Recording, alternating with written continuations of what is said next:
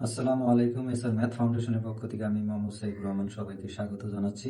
যারা এবার এসএসসি পরীক্ষা দিবে তাদের জন্য খুবই গুরুত্বপূর্ণ, কারণ আমি একটি সুপার সাজেশনের আয়োজন করেছি। যে সকল সম্মানিত স্যার গণিত নিয়ে অ্যানালাইসিস করেন তাদের জন্য খুবই গুরুত্বপূর্ণ, কারণ এই প্রশ্নগুলো বিশ্লেষণ করলে পরীক্ষাতে কি ধরনের আইটেমের প্রশ্ন আসতে পারে তার একটি বাস্তব ধারণা পাওয়া যায়। তাই শিক্ষার্থী ও শিক্ষক মহোদয় উভয়ের জন্য খুবই গুরুত্বপূর্ণ। আর যারা টেস্ট পেপার কিনতে পারেনি তাদের জন্য একটি সুযোগ, কারণ বিনা পয়সায় টেস্ট পেপার অ্যানালাইসিস পেয়ে যাচ্ছ ঘরে বসেই। আমি আজ পাঞ্জেরি পাবলিকেশনের টেস্ট পেপার থেকে বিশ্লেষণ করতে চেষ্টা করব। ধন্যবাদ পাঞ্জেরি পাবলিকেশনকে, যারা অনেক অক্লান্ত পরিশ্রম করে এই টেস্ট পেপারটি তৈরি করেছেন।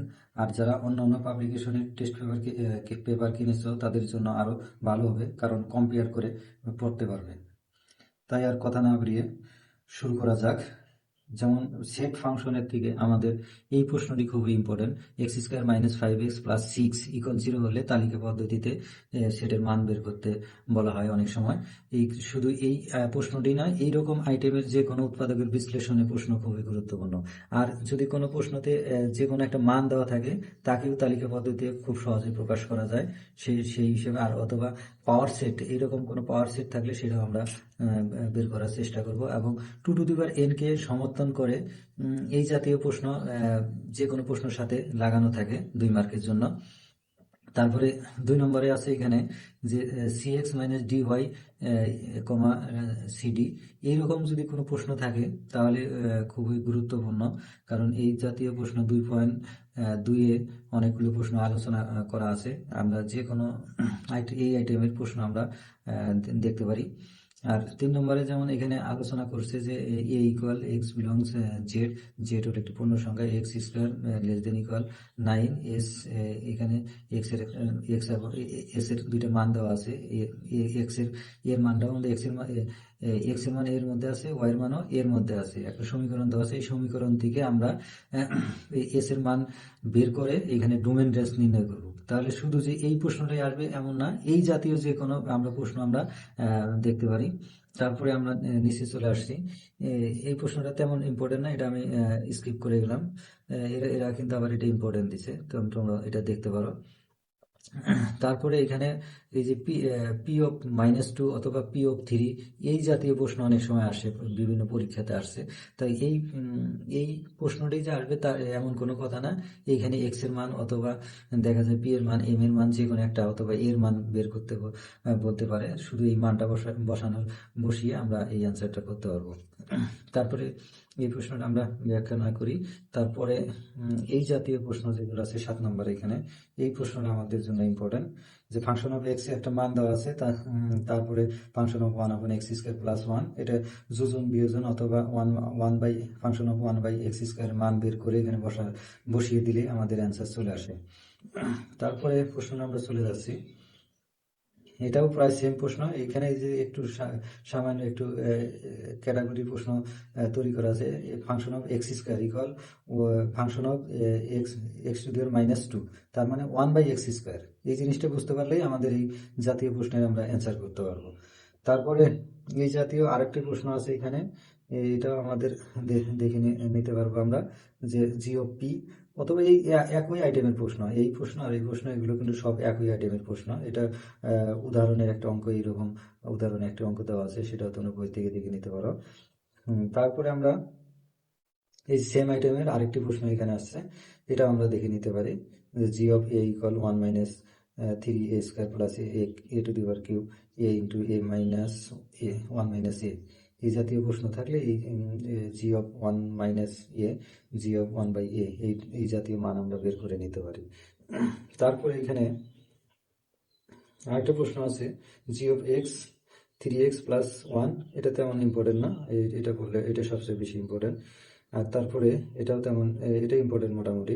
এখানে হচ্ছে ফাংশন অফ x⁻⁻1, তার মানে 1/x² plus 1, 1/x² minus 1 equal 2 হলে x এর মান বের করতে হচ্ছে। তাহলে এই সমীকরণ, এই যে এখানে একটা সমীকরণ দেওয়া আছে, আমরা এই সমীকরণ থেকেই মানটা বের করতে হবে আমাদেরকে।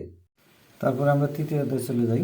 তৃতীয় অধ্যায়ে এখানে আছে x প্লাস 1/x ইকুয়াল 4 হলে x⁻8 - 1 x⁴, এটা x² minus 1/x² x⁴ minus 1/x⁴, এই যে এই সূত্র দিয়ে অঙ্কটি করতে হবে, তাহলে এটা আমাদের মোটামুটি ইম্পর্টেন্ট অঙ্ক।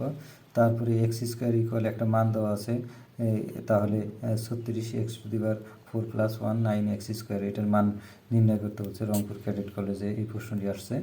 তারপরে এইখানে এই জাতীয় এই প্রশ্নটা আমার কাছে সবচেয়ে ইম্পর্টেন্ট মনে হয়, যে p² = 9 + 4√5। এগুলো এই জাতীয় প্রশ্ন, যে কোনো একটি প্রশ্ন আসার সম্ভাবনা প্রায় 100%। তারপরে এই যে এই প্রশ্নটি ইম্পর্টেন্ট, 4 নম্বর প্রশ্নটি। এখানে বলছে x⁴ + 1 x⁴ - 4 = 119। এই প্রশ্নটি খুবই ইম্পর্টেন্ট। এইখানে x² - 3x + 1 = 0। এটা এই বিগত বিভিন্ন সালে এই জাতীয় প্রশ্ন অনেকবার এসেছে। আবার এই যে y = এটা বইয়ের কাজের অঙ্ক। হ্যাঁ, তারপরে আমরা এই জাতীয় অঙ্ক খুবই ইম্পর্টেন্ট, আমরা এটা দেখে নিব। তারপরে এটা তেমন ইম্পর্টেন্ট নয়। এখানে ওই যে সেম আইটেমের প্রশ্ন, এই আইটেম আর এই প্রশ্নটা প্রায় সেম। এই জাতীয় প্রশ্ন আসার সম্ভাবনা আছে আমাদের। 7 নম্বর খুবই ইম্পর্টেন্ট। তারপরে 8 নম্বরও খুব ইম্পর্টেন্ট। এখানে p এই জাতীয় প্রশ্নের মান বের করতে বলবে অনেক সময়। এই যে এটা উল্টা দিকে করতে হবে, এত হলে প্রমাণ করো যে এত।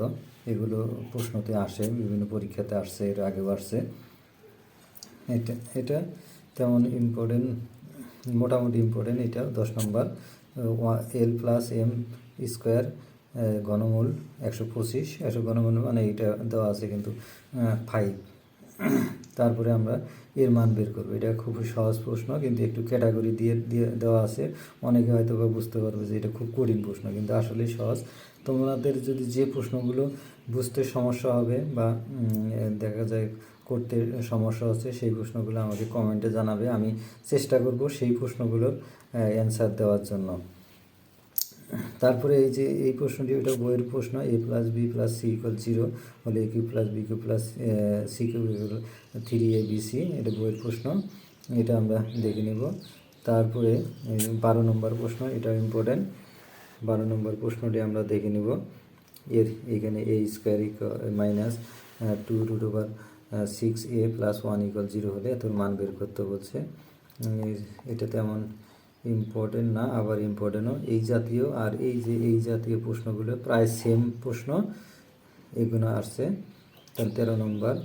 তারপরে 14 নম্বরে আছে x² = ওই সেম প্রশ্ন। এগুলো খালি মান একটু আলাদা থাকবে, আর এখানে বের করতে হবে একটু মানের পার্থক্য আছে। এই যে এখানে যেমন p√p + 1/p√p = 34√5 বের করতে বলছে, আর এখানে x⁵ অথবা x⁵ + 1/x⁵ এর মান নির্ণয় করতে বলছে। তারপরে এই প্রশ্ন, এই সেম প্রশ্ন এগুলো এই যে 16 নম্বর, এটাও 16 নম্বর, এটাও সেম প্রশ্ন। তাহলে আমরা এটাও দেখে নেব। তারপরে পৃষ্ঠায় চলে যাই আমরা। তারপরে আছে, এখানে আছে আমাদের x² = এই সেম প্রশ্ন। এগুলো শুধু প্র্যাকটিস করতে হবে যে আমরা অ্যান্সার মিলাইতে পারি কি না। তারপরে এটাও প্রায় সেম প্রশ্ন, এটা উল্টা দিক থেকে করতে হয়। সেই অঙ্ক এখানে দেওয়া আছে। এটা অনেক পরীক্ষাতে আসছে, যেমন 22-এ আসছে, যশোর বোর্ডে 19-এ আসছে। এছাড়া আরও অনেকগুলো বোর্ডে আছে, এখানে সবগুলো দেওয়া নেই। তারপরে এটা উল্টা দিক থেকে করতে হবে। এগুলো ইম্পর্টেন্ট, এগুলো সৃজনশীলের জন্য খুবই ইম্পর্টেন্ট। তারপরে প্রশ্নটি তেমন ইম্পর্টেন্ট না, এটা আমি স্কিপ করে গেলাম। তারপরে প্রশ্নটা 21 নম্বর, এটা ইম্পর্টেন্ট। এটা ওই বিপরীত দিক দিয়ে করতে হয়। এই প্রশ্নটিও খুবই ইম্পর্টেন্ট। তারপরে উৎপাদকের বিশ্লেষণ করো। এগুলো আমাদের মোটামুটি দেখতে হবে। উৎপাদকের বিশ্লেষণ, এটা এই প্রশ্নটা 23 নম্বর সবচেয়ে ইম্পর্টেন্ট, বেশি 23, 24 এগুলো খুবই ইম্পর্টেন্ট, ভেরি ভেরি ইম্পর্টেন্ট। তারপরে 25 নম্বরও ভেরি ভেরি ইম্পর্টেন্ট। এই প্রশ্নগুলো সচরাচর আসে পরীক্ষাতে। 26 নম্বরও খুবই ইম্পর্টেন্ট, 26 নম্বরও খুবই ইম্পর্টেন্ট। এই প্রশ্নগুলো তোমরা দেখে নেবে, অথবা যে স্যাররা অঙ্কগুলো করাবেন তারা একটু দেখে স্টুডেন্টকে দেখাবেন। তারপরে এই প্রশ্নটি সপ্তম অধ্যায় চলে যাই, ব্যবহারিক জ্যামিতি। এটা খুবই ইম্পর্টেন্ট প্রশ্ন। পেন্সিল কম্পাসের সাহায্যে এত 75 ডিগ্রি কোণ অঙ্কন করো। শুধু 75 না, অনেক সময় 60 অথবা 100 105 এইরকম প্রশ্ন আমি অনেক অনেক জায়গায় দেখেছি। তারপরে একটি এই যে অঙ্কনের চিহ্ন বিবরণসহ সমবাহু ত্রিভুজ আঁকো, পরিসীমা এত দেওয়া আছে, এটা ইম্পর্টেন্ট প্রশ্ন। তারপরে এখানে প্রায় প্রশ্নগুলি ইম্পর্টেন্ট। এটাও ভূমি, দুইটা কি দেওয়া আছে, ত্রিভুজের অঙ্কন করা যাবে, ভূমি দেওয়া আছে, দুটি কোণ দেওয়া আছে, এটা ইম্পর্টেন্ট। এগুলো সবগুলো ইম্পর্টেন্ট, এগুলো তোমরা দেখে নিবে। এই যে এটাও ইম্পর্টেন্ট, এগুলো ইম্পর্টেন্ট। সংক্ষিপ্ত প্লাস সৃজনশীল প্রশ্নের। তারপরে এখানে 7 নম্বর প্রশ্ন, এটাও ইম্পর্টেন্ট। একটি সামান্তরিক অঙ্কন করো যার দুটি কর্ণ দেওয়া আছে এবং অন্তর্ভুক্ত কোণ দেওয়া আছে, কর্ণটি আঁকতে হবে। এগুলো অনেক পরীক্ষাতে আসছে, এটাও ইম্পর্টেন্ট। সামান্তরিকের দুটি কর্ণের দৈর্ঘ্য দেওয়া আছে আর একটি বাহুর দৈর্ঘ্য দেওয়া আছে, এগুলো উপপাদ্য বইয়ের সম্পাদ্য। তারপরে এটাও ইম্পর্টেন্ট। এগুলো সবগুলোই ইম্পর্টেন্ট, এগুলো সবগুলোই করতে হবে। যারা সম্পাদ্য থেকে অ্যান্সার করবে, উপপাদ্য করব না, সম্পাদ্য করব, শুধু সম্পাদ্য আমরা অ্যান্সার করব, তাহলে এগুলো সবগুলোই করতে হবে। তারপরে বৃত্তের এখানে আছে, প্রমাণ করো যে এটা সংক্ষিপ্ত প্রশ্নের জন্য খুবই ইম্পর্টেন্ট। বৃত্তের ব্যাসের বৃহত্তম জ্যা, এটা সংক্ষিপ্ত প্রশ্নের জন্য খুবই ইম্পর্টেন্ট। তারপরে অঙ্কিত লম্বেরকে সমদ্বিখণ্ডিত করে, এটাও ইম্পর্টেন্ট খুবই। তারপরে যারা উপপাদ্য অ্যান্সার করবে তাদের জন্য এগুলো, যে বইয়ের উপপাদ্য, এটা সমদূরবর্তী, এটাও অর্ধবৃত্তস্থ কোণে এক সমকোণ, এটা সম্ভবত উদাহরণের অঙ্কটা, এটা খুবই ইম্পর্টেন্ট। এইটা সংক্ষিপ্ত প্রশ্ন আর এটা সংক্ষিপ্ত প্রশ্নের জন্য খুব ইম্পর্টেন্ট। প্রমাণ করে যে বৃত্তের কেন্দ্রস্থল কোণ পরিধিস্থ কোণের দ্বিগুণ, এটাও ইয়ার জন্য খুবই, সৃজনশীলের জন্য খুবই ইম্পর্টেন্ট। এগুলোর বইয়ের উপপাদ্য খুবই ইম্পর্টেন্ট। তারপরে এটা দুই সমকোণ, এটাও ইম্পর্টেন্ট। এই প্রশ্নগুলো ছাড়া বইয়ের কোনো প্রশ্ন হতে পারে না। চতুর্ভুজে বৃত্তস্থ চতুর্ভুজ বিপরীত কোণ দ্বয়ের সমষ্টি দুই সমকোণ। তারপরে এই প্রশ্নটি ইম্পর্টেন্ট, দুই সমকোণ, এইগুলো অনেক বোর্ডেতে আসছে, এই প্রশ্নগুলো অনেক বোর্ডেতে আসছে, এগুলো আমাদেরকে দেখতে হবে ভালো করে। তারপরে এখানে 7 নম্বর ইম্পর্টেন্ট। 8 নম্বরে কি বলছে, এবিসি বৃত্ত, চতুর্ভুজ এত, এটা একই সরলরেখায় অবস্থিত। এগুলো আগের পরীক্ষাতে খুবই আসতো, যখন সৃজনশীল ছিল না তখন এই প্রশ্নগুলো প্রতি 1 বছর পর পরে আসতো। তারপরে এটা কি বলছে, এটাও ইম্পর্টেন্ট। এগুলো সবগুলো ইম্পর্টেন্ট, এগুলো সব দেখতে হবে, এগুলো সব দেখতে হবে। ওনারা যে সাজেশন করছে আসলে খুবই গুরুত্বপূর্ণ সাজেশন, অনেক অ্যানালাইসিস করেই করা আছে। এগুলো নির্দিষ্ট বৃত্তের অন্তর্বৃত্ত, পরিবৃত্ত, বহিবৃত্ত, তিনটেই আমাদের পড়তে হবে এখান থেকে। এখানে দুইটা আছে কিন্তু তিনটেই, অন্তর্বৃত্ত, বহিবৃত্ত, পরিবৃত্ত, তিনটেই আমরা পড়ব যদি আমরা ইয়াতে অ্যান্সার করতে চাই, শুধু সম্পাদ্য অ্যান্সার করতে চাই। এখন আমরা চলে আসলাম ত্রিকোণমিতি অনুপাত। প্রমাণ করো যে এটা উদাহরণের অঙ্ক, ইম্পর্টেন্ট অঙ্ক। এইগুলো বিশেষ করে ত্রিকোণমিতিতে অনেক বেশিরভাগ অঙ্কই এমনভাবে দেওয়া থাকে, খুবই কঠিন থাকে, দেখা যায় যে অ্যান্সার মেলানো কঠিন হয়, তাহলে সব এগুলো প্র্যাকটিস করতে হবে। এটাও ইম্পর্টেন্ট, 10 হবে 1 মাইনাস কট এ প্লাস কট হবে 1 মাইনাস 10 হবে। এগুলো সংক্ষিপ্ত প্রশ্নের জন্য খুবই ইম্পর্টেন্ট, এটাও সংক্ষিপ্ত প্রশ্নের জন্য খুবই ইম্পর্টেন্ট। যদি আমার চ্যানেলের ভিডিওগুলো ভালো লাগে অথবা এই সাজেশনটি যদি আপনাদের বা তোমাদের খুবই ভালো লেগে থাকে, তাহলে আমার চ্যানেলটিকে অবশ্যই সাবস্ক্রাইব করবে আর ভিডিও না টেনে দেখার চেষ্টা করবে, কারণ গুরুত্বপূর্ণ কথাগুলো মাঝে মাঝে আমি বলার চেষ্টা করি। কারণ আমি 2009 সাল থেকে এসএসসি ব্যাচ পড়ানো শুরু করেছি, আজ পর্যন্ত চলছে, এবং আমার স্টুডেন্টগুলো বিভিন্ন ভালো ভালো জায়গায় চান্স পেয়েছে, এবং দেখা যায় যে আমি যে সাজেশনগুলো দেই সেগুলো থেকেই তারা প্রায়জনেই A+ আসে তাদের। তারপরে এখানে এটা important, sine of theta plus cos of থিটার √2 কস অফ থিটা, এটা খুবই ইম্পর্টেন্ট, এটা এই অঙ্কটি খুবই ইম্পর্টেন্ট, এটা ভেরি ভেরি ইম্পর্টেন্ট, তোমরা এটা করবে। এই যে এটা সেম প্রশ্নই প্রায় এই দুটা। তারপরে এখানে এই যে এটা উদাহরণ সম্ভবত 11 প্রশ্নটা, এই প্রশ্নটি খুবই ইম্পর্টেন্ট, এগুলো ভেরি ভেরি ইম্পর্টেন্ট। তারপরে পরেরটাও ইম্পর্টেন্ট, এগুলো খুবই ইম্পর্টেন্ট। এর ছাড়াও আরও দুই একটি অঙ্ক করতে হবে, যে এটা বইয়ের অঙ্ক, এটার থেকে এটা ইম্পর্টেন্ট বেশি, সেম অঙ্কই কিন্তু একটু পার্থক্য আছে শুধু। তারপরে এটাও সেম, প্রায় সেম অঙ্ক, এই যে এটাও প্রায় সেম অঙ্ক, এগুলো থিটার মান বের করতে বলছে। তারপরে আমরা 22 নম্বর, এগুলো সবগুলো ইম্পর্টেন্ট, এগুলো একটা বাদ দেওয়ার মতো না। যারা A+ অথবা 90+ মার্কের জন্য তাদেরকে এগুলো সব করতে হবে। তারপরে আসি পরের, তারপরে 11 অধ্যায় আছে যে বীজগণিত অনুপাত সমানুপাত, এই অধ্যায়টি খুবই ইম্পর্টেন্ট। এবার এইখান থেকে প্রশ্ন একটি সৃজনশীল অথবা সংক্ষিপ্ত প্রশ্ন হবেই, যে কোনো একটি হবে, কিন্তু আমার ধারণা এখান থেকে সৃজনশীল এবার একটা হবে। তাহলে এটা ইম্পর্টেন্ট প্রশ্ন এগুলো। এই যে এটা এটাও ইম্পর্টেন্ট, এটা সবচেয়ে বেশি হলো এটা দুইটার মধ্যে কম্পেয়ার করলে এটা ইম্পর্টেন্ট বেশি। আর তারপরে এটাও ইম্পর্টেন্ট, এই দুইটা সবচেয়ে বেশি ইম্পর্টেন্ট প্রশ্ন।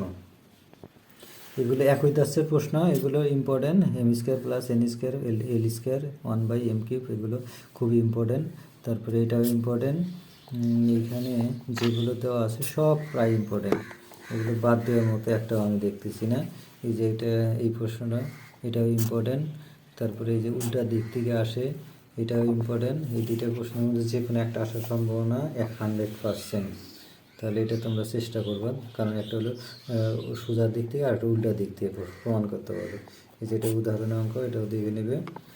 তারপরে এই যে এই অঙ্কটাও খুবই ইম্পর্টেন্ট, এগুলো 99% বা 100% দেওয়া যায়। তারপরে এই যে এই প্রশ্নটি আরও ইম্পর্টেন্ট আছে, কারণ এই জাতীয় প্রশ্ন আমি বিভিন্ন জায়গায় আসতে দেখেছি, বিশেষ করে এই প্রশ্নটি। তাহলে এই প্রশ্নটি তোমরা ট্রাই করবে। পরের প্রশ্নটা প্রায় সেম প্রশ্ন, এগুলো প্রত্যেকটা প্রশ্নই দেখতে হবে। এটাও ইম্পর্টেন্ট, এটাও ইম্পর্টেন্ট। তারপরে এই যে এটা ইম্পর্টেন্ট সংক্ষিপ্ত প্রশ্নের জন্য, এটা ইম্পর্টেন্ট। যে একটি আয়তক্ষেত্রের দৈর্ঘ্য 10%, প্রস্থ 10% কমানো, এই জাতীয় অঙ্ক আসছে। আমরা পরের অধ্যায়ে চলে যাই। এই আরেকটা কথা বলিনি, এই প্রশ্নগুলো কিন্তু সকল বোর্ডের জন্য ইম্পর্ট্যান্ট, শুধু যে ঢাকা অথবা রাজশাহী অথবা দিনাজপুর সেটা না, কুমিল্লা সেটা না, সব বোর্ডের জন্য ইম্পর্ট্যান্ট। যেমন এই যে এখানে একটা প্রশ্ন আছে, এটা হচ্ছে এই প্রশ্নটা সবচেয়ে বেশি ইম্পর্ট্যান্ট, যে একটি সমবাহু ত্রিভুজের ক্ষেত্রে, এগুলো অঙ্ক তোমরা অবশ্যই করেছো এর আগে। তো এইটা আমাদের জন্য খুবই ইম্পর্ট্যান্ট প্রশ্ন, ঠিক আছে। তারপরে প্রশ্ন আমরা চলে যাই। এইখানে একটি ত্রিভুজে 3 বাহুর দৈর্ঘ্য এত এবং এত দেওয়া আছে, এটা ইম্পর্টেন্ট প্রশ্ন। তারপরে এটা কি বলছে, একটি এটা সবচেয়ে বেশি ইম্পর্টেন্ট, এটা সংক্ষিপ্ত প্লাস সৃজনশীলের জন্য এটা ইম্পর্টেন্ট। একটি সমবাহু পরিসীমার সমান, এই জাতীয় প্রশ্ন আসবে। একটি বর্গাকার একটি পরিসীমা একটা আয়তক্ষেত্রের পরিসীমার সমান, এই জাতীয় প্রশ্ন কিন্তু সবচেয়ে বেশিবার আসে। তারপরে এটাও ইম্পর্টেন্ট, এটা সৃজনশীলের জন্য ইম্পর্টেন্ট, এটা তেমন ইম্পর্টেন্ট না। তারপরে এটা বলছে সন্নিহিত বাহু, এটা ইম্পর্টেন্ট। সামান্তরিক দুটি সন্নিহিত বাহু এত ক্ষুদ্রতম কোণ, এটা খুবই ইম্পর্টেন্ট, ভেরি ভেরি ইম্পর্টেন্ট। তারপরে এটাও ভেরি ভেরি ইম্পর্টেন্ট, এটাও ভেরি ভেরি ইম্পর্টেন্ট। তারপরে একটি ট্রাপিজিয়াম, এটাও ভেরি ভেরি ইম্পর্টেন্ট। একটা আয়তাকার ঘনবস্তু, একটা আয়তাকার ঘনবস্তু এত দণ্ডায়মান, এত হলো ঘনবস্তু দৈর্ঘ্যপ্রস্থ, এটা ইম্পর্টেন্ট প্রশ্ন। একটা আয়তাকার, এটাও ইম্পর্টেন্ট, ভেরি ভেরি ইম্পর্টেন্ট। তারপরে এটা আয়তাকার বাক্সের মাপ, এটা ইম্পর্টেন্ট প্রশ্ন আমাদের। এগুলো কিন্তু প্রশ্ন সচরাচর আসবেই, তাই এগুলো কিন্তু বাদ দেওয়ার কোনো উপায় নেই। একটি লোহার পাইপের ভিতরে বাইরের ব্যাস এত, এটা ইম্পর্টেন্ট প্রশ্ন, এগুলো ইম্পর্টেন্ট। একটি এটাও ইম্পর্টেন্ট প্রশ্ন, কারণ ঘনক গলিয়ে একটি নিরেট ঘনক, এই জাতীয় প্রশ্ন কিন্তু আমাদের বিভিন্ন পরীক্ষাতে আসে। এবার চলে আসলাম সর্বশেষ পরিসংখ্যান।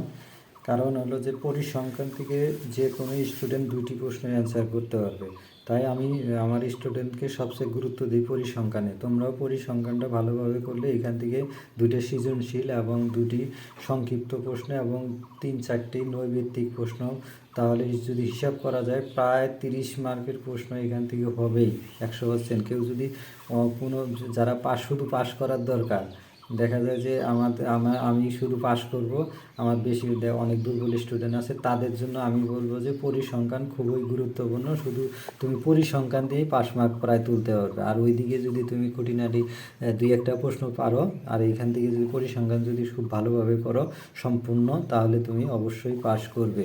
এটা হলো আমার সুপার সাজেশন। তারপরে এখানে দেখো এই প্রশ্নটি ইম্পর্টেন্ট। এখানে হচ্ছে সংক্ষিপ্ত পদ্ধতি গড় এবং অজীব রেখা অঙ্কন। যে কোনো প্রশ্নের গড়, অজীব রেখা, তার মধ্যক, প্রচুরক, এগুলোই প্রশ্ন এখানে। এই যে সংক্ষিপ্ত পদ্ধতিতে গড়, এগুলোর কোনো সাজেশন হয় না, যদিও এই বইয়ের মধ্যে দেওয়া আছে। এগুলো সচরাচর একটু ভিন্ন আইটেমের প্রশ্ন করে থাকে। যেগুলো দেখা যায় যে এখানে দুই ধরনের প্রশ্ন হওয়ার সম্ভাবনা। একটা সারণী দেওয়া থাকবে, আর একটা কিছু শিক্ষার্থীর সংখ্যা বা মান দেওয়া থাকবে। এই দুই জাতীয় প্রশ্ন হবে, দুইটা সৃজনশীলের সচরাচর হয়। তাহলে এখান থেকে কী কী আসতে পারে, যেমন এই সংক্ষিপ্ত পদ্ধতিতে গড় খুবই ইম্পর্টেন্ট। তারপরে এখানে বলছে যে এই প্রশ্নের বলছে সংক্ষিপ্ত গড় এবং অজীব রেখা, গড় অজীব রেখা। এবার অজীব রেখা আসার সম্ভাবনা 99%। এই যে অজীব রেখা, অজীব রেখা। তারপরে এখানে আছে কি এই প্রশ্নটা, এটা কি আছে, সংক্ষিপ্ত পদ্ধতি গড় আর গণসংখ্যার বহুভুজ। সংক্ষিপ্ত গড় আর বহুভুজ। আর লাস্ট প্রশ্নটা 8 নম্বরে কি দেওয়া আছে আমরা এটা দেখার চেষ্টা করব। এটাতে দেওয়া আছে সংক্ষিপ্ত পদ্ধতি গড় এবং বর্ণনা সহ বহুভুজ, গণসংখ্যার বহুভুজ। তার মানে এটাও খুবই ইম্পর্টেন্ট প্রশ্ন আমাদের জন্য। এই যে এই জাতীয় প্রশ্ন কিন্তু একটা থাকবে। এখান থেকে গড়, মধ্যক, প্রচুরক অথবা যে কোনো মান বের করতে সারণী তৈরি করা, এই জাতীয় বলতে পারে।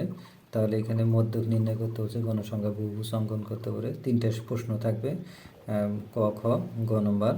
তারপরে এটাও কি বলছে, মধ্যক নির্ণয় করো, এটা ইম্পর্টেন্ট অঙ্ক। এইগুলো ইম্পর্টেন্ট অঙ্ক, সবগুলো ইম্পর্টেন্ট। এখানে বলছে মধ্যক, গণসংখ্যা বহুভুজ অঙ্কন করো। তারপরে এখানে বলছে কি মধ্যক নির্ণয় করা এবং অজীব রেখা অঙ্কন করা। এগুলো সবগুলোই প্র্যাকটিস করতে হবে। কিন্তু আমাদের এখানকার মূল সাজেশন হলো গড়, মধ্যক, প্রচুরক, অজীব রেখা, গণসংখ্যার বহুভুজ, আর হলো আয়তলেখ। এবার আয়তলেখের এখানে সাজেশন কম দিছি, কিন্তু আয়তলেখও আসার সম্ভাবনা আছে। এনারা এই জিনিসটা স্কিপ করে গেছে, কিন্তু আমার সাজেশন অনুযায়ী আয়তলেখও আসতে পারে। এই যে কেন্দ্রীয় প্রবণতা, আর এটা সংক্ষিপ্তর জন্য কেন্দ্রীয় প্রবণতার পরিমাপ কয়টি ও কী কী, এটা খুবই ইম্পর্টেন্ট সংক্ষিপ্ত প্রশ্নের জন্য, এসকিউয়ের জন্য খুবই ইম্পর্টেন্ট। তারপরে আছে বিচ্ছিন্ন অবিচ্ছিন্ন চলক এসকিউয়ের জন্য, মানে সংক্ষিপ্ত প্রশ্নের জন্য খুবই ইম্পর্টেন্ট। তারপরে চলকের পরিচয় সহ প্রচুরক নির্ণয়, চলকের পরিচয় সহ প্রচুরক নির্ণয় সূত্রটি লেখো, মধ্যক নির্ণয়ের সূত্রটি লেখো। এগুলো খুবই ইম্পর্ট্যান্ট। তাই আবারও বলতেছি, যারা শুধু গণিতে পাশ করার ইচ্ছুক, তারা শুধু পরিসংখ্যান অংশটি যদি কেউ ভালোভাবে করে, তাহলে অবশ্যই সে পাশ করবে। যদি আমার ভিডিওটি ভালো লাগে, অবশ্যই তোমরা চ্যানেলটিকে সাবস্ক্রাইব করে রাখবে। আর যে প্রশ্নগুলো সমস্যা আছে সেগুলো কমেন্টে জানাবে, আমি সমাধান করার চেষ্টা করব। আর হয়তো বা আরেকদিন অন্য কোনো টেস্ট পেপার নিয়ে অ্যানালাইসিস করব। তোমাদের যদি প্রয়োজন হয় তাহলে অবশ্যই কমেন্টে জানাবে। ধন্যবাদ সবাইকে, ভালো থাকো সবাই।